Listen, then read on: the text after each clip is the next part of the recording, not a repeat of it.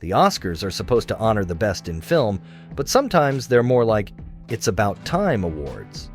Number 2 on this list was given for a role the actor openly hated, while another went to a Hollywood legend with only 8 minutes of screen time. These Oscars came at the expense of way more deserving nominees. John Wayne taking home the Oscar for playing U.S. Marshal Rooster Cogburn in True Grit came as a shock to anyone who had paid attention to his career.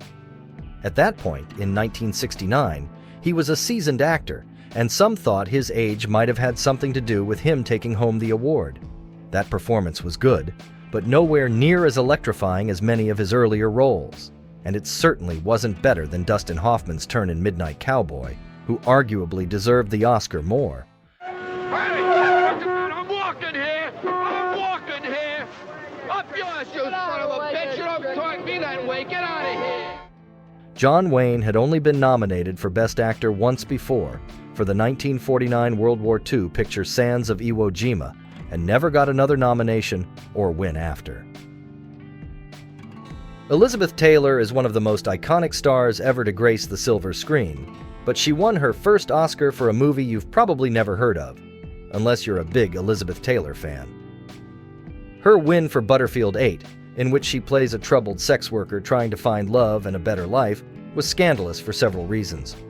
For one, she had been nominated 3 times before for far better films, including Cat on a Hot Tin Roof. Additionally, she spent the entire press tour bashing Butterfield 8, a movie she only made to fulfill her contractual obligation to MGM before filming Cleopatra for 20th Century Fox. Some also speculated that the emergency tracheotomy she underwent just before the ceremony garnered her sympathy votes. The Color of Money is great, and Paul Newman is great in it, but it's kind of surprising that that is what he won his first and only Oscar for. Newman's Best Actor win is one of the more obvious examples of the Academy awarding the person, rather than the specific performance, especially after having nominated him for Best Actor 6 times previously. His nomination for The Color of Money was even the second time Newman had been nominated for playing Fast Eddie Felson, a former pool hustler who teaches a young Tom Cruise his conniving ways. His prior nomination for Fast Eddie was for 1962's The Hustler. Another "let's just give them an Oscar already" award, this time for Jessica Tandy, who played the elderly retired schoolteacher and reluctant passenger in Driving Miss Daisy. Tandy had been all over film, television, and stage for decades at that point, and the Academy saw Tandy and Morgan Freeman's critically and commercially beloved movie as the perfect time to award her for her body of work. 80 years old at the time, Tandy became the oldest actor ever to win an Academy Award. Judi Dench's win for her 8 minutes of screen time playing Queen Elizabeth in Shakespeare in Love is one of the most egregious Oscar consolation prizes ever. Miramax's aggressive awards campaign saw Shakespeare in Love win the biggest prize of the night over the favorite, Saving Private Ryan, a shocker that overshadowed Dench's even wilder Best Supporting Actress win for playing the steely-eyed Queen for a couple of scenes. Even Dench was a little nonplussed by it all, saying as she gestured toward her statuette, "I feel for 8 minutes on the screen, I should only get a little bit of him." There's a lot that went into Sandra Bullock scooping up the Best Actress Oscar for her role in The Blind Side. At the time, the movie was lauded for being a heartwarming biopic, the kind of thing the Academy loves to award. Bullock was also cruising off the commercial success of her rom-com The Proposal, which had come out that summer and heralded something of a career comeback for a beloved actress whose career had faltered in the early 2000s.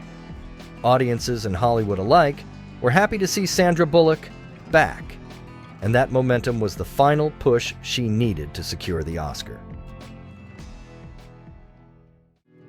Still Alice is exactly the type of well-acted, devastating illness drama that voters latch onto during awards season.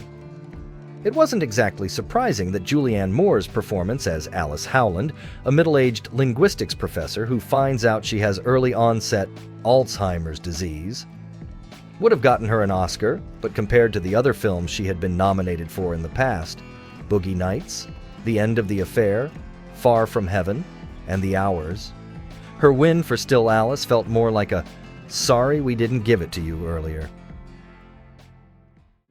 Quentin Tarantino is known for soundtracking his films with a mishmash of music from other places, normally a combination of contemporary pop hits and bits of score from other movies. Inviting Ennio Morricone to score his western The Hateful Eight was something of a stunt. It was the first time he had ever commissioned an original score for one of his movies, and given Morricone's age at the time, it was likely the last score he would compose.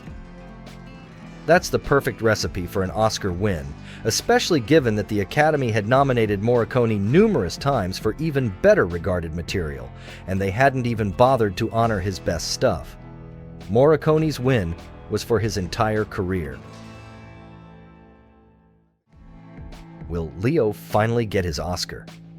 That was the question on everyone's minds during the lead-up to the 2016 Academy Awards. He'd already been nominated 4 times before that, 3 for Best Actor for The Aviator, Blood Diamond, and The Wolf of Wall Street, and once for Best Supporting Actor for What's Eating Gilbert Grape.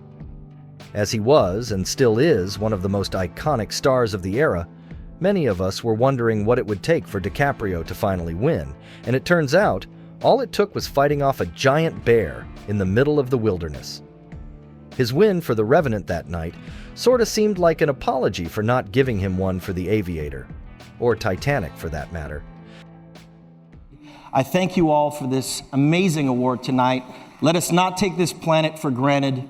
I do not take tonight for granted. Thank you so very much. Will Smith was another one of those iconic Hollywood stars who had never gotten the biggest acting award in the country, despite decades of beloved films.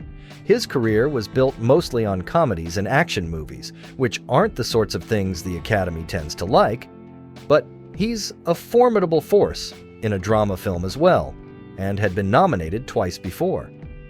The award's push for King Richard, in which he plays the father and coach of tennis stars Serena and Venus Williams, very pointedly painted Smith as a star who deserved his due, and it worked on the Academy, though his win wasn't without controversy.